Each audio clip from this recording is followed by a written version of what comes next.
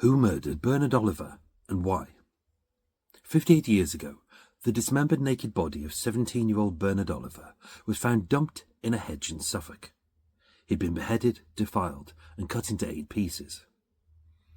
Many unanswered questions still hang over this case. Why was he fed in the hours before his death? Why was he given a haircut and a manicure? Why were there no restraint marks to his wrists and ankles? And why were there so few bruises to his body?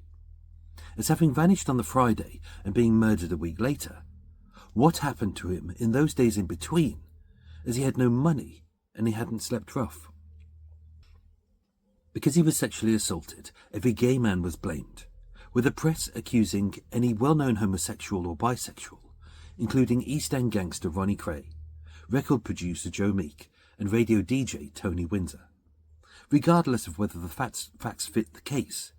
And for many, they remain likely suspects simply because their story was sensational. But the truth is much more likely to be a much darker story.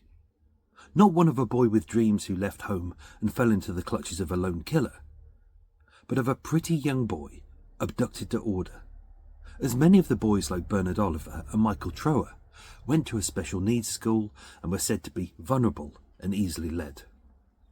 And with no evidence that Bernard Oliver was abducted, but lured.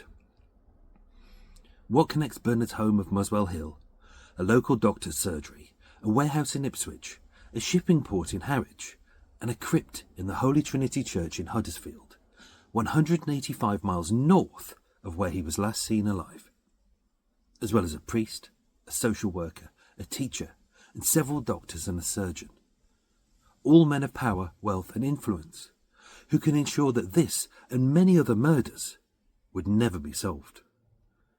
Learn the full story in episode 318 of the Unholy Trinity Part Two by Murder Mile UK True Crime Podcast.